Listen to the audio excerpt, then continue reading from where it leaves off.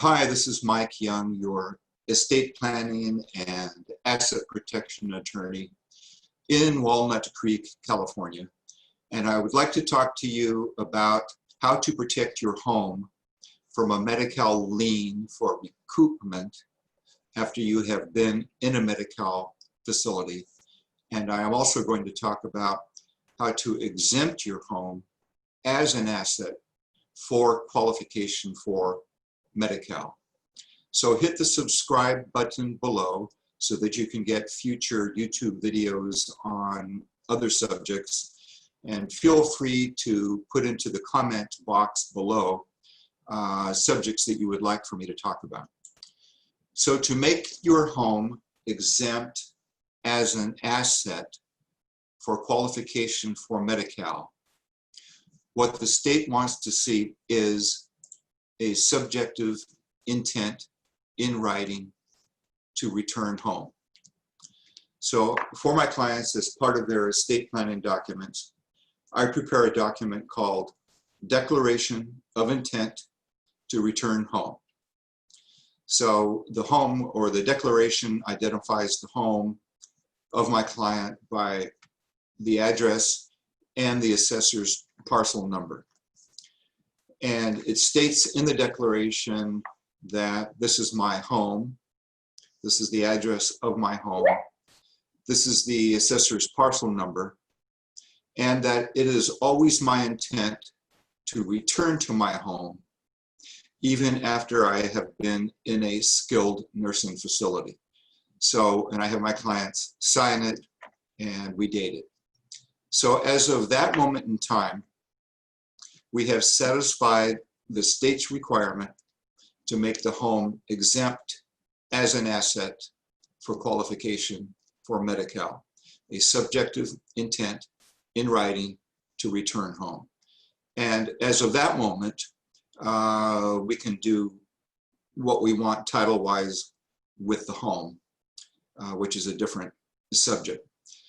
If we are qualifying somebody for Medi-Cal, let's say they're in a skilled nursing facility and they haven't come to see me or another elder law attorney, we always check the box on the Medi-Cal application that says that the client intends to return home.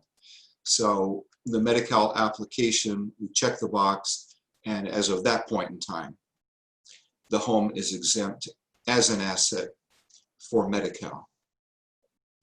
The other side of the coin is, how do we protect the home from a Medi-Cal lien after you have been in a Medi-Cal facility and your stay was paid by Medi-Cal? So if you have to private pay for a stay in Medi-Cal, the fees are running between $10,000 and $15,000 a month from what we see. Sometimes higher, and Medi-Cal pays a good portion of that. They pay $10,298 as of today, minus a share of cost from the applicant, and I'll go into that issue a little bit later in another YouTube video. But the share of cost is basically the applicant's monthly income. So let's say you were in the skilled nursing facility and then you leave and you're doing fine, and at some point in time you pass away. The state will want to recoup the money that they paid to the skilled nursing facility for your stay. So if my office, if we have done the Medi-Cal application for a client and the client passes away, we will get a letter from the state of California, and it will say, Mr. Young, what assets were in your client's estate when they passed away? Because we want to put a lien on it. And we want to say, nothing. There were no assets in my client's estate.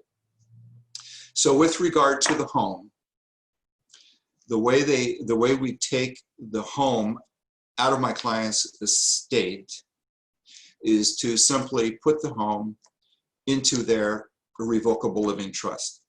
So This is a new law effective January 1st, 2017, a bill that was signed by Governor Brown.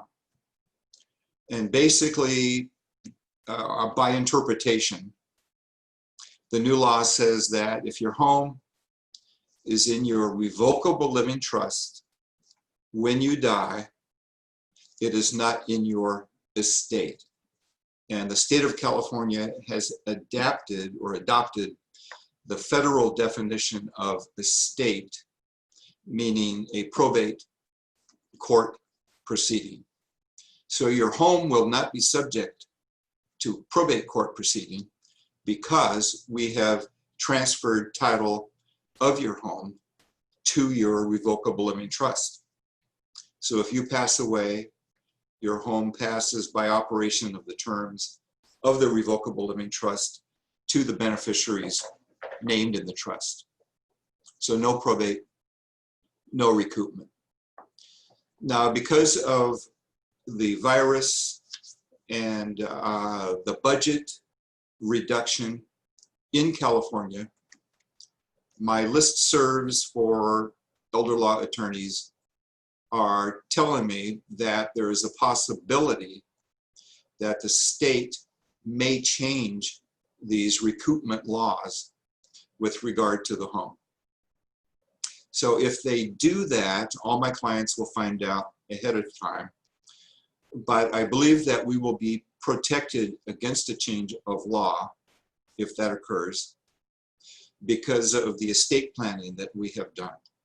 And the estate planning that I do for my clients has a lot to do with asset protection concerning the home. And the home is usually the biggest asset that my clients have. So let's say that the state changes the law and says that, no, that's not going to be the deal. And this is the way it was before January 1st, 2017. If you own a home at the time of your death, regardless of whether or not it is in your revocable living trust, the state will put a lien on it. So we want to make sure our clients are protected, or I do, by including language in the revocable living trust, which is coordinated with language in the financial durable power of attorney, to be able to take title out of the trust and move it to a spouse or another individual if we need to. Now let's say that we have to move title of the home for the Medi-Cal applicant, my client, and the applicant has lost mental capacity. Now through triggering language and fiduciary issues and all these things we have to satisfy, and language between the revocable living trust and the financial durable power of attorney, we will be able to move title out and still protect the home from a Medi-Cal lien. Another bill that is floating around in Sacramento, which evolves from the Deficit Reduction Act, which was passed by the federal government some years ago. The state may change qualification issues for the home further with regard to exemption. And what they are looking at is a value of the home where the equity in the home exceeds $750,000. We don't have that issue now, but the state could implement that at a future point in time. So we build into the estate planning documents authority to be able to bifurcate interest in the home, again, move the home. If you bifurcate an interest and then get an appraisal, a formal appraisal of the property, we can reduce the value. In any event, I try to cover all of the bases with regard to any changes that could come down from Sacramento with regard to the home, making the home exempt as an asset and protecting the asset from a recoupment lien. So thank you for watching. hit the subscribe button below so that you will receive future YouTube videos from me. And feel free to put in the comments section below other subjects that you would like for me to speak about. So thank you for watching. Oh, and by the way, if you want to contact my office, our number is 925-256-0298. And my email is lawyoung1@gmail.com. And my website is walnutcreekelderlaw.com. Thank you again for listening.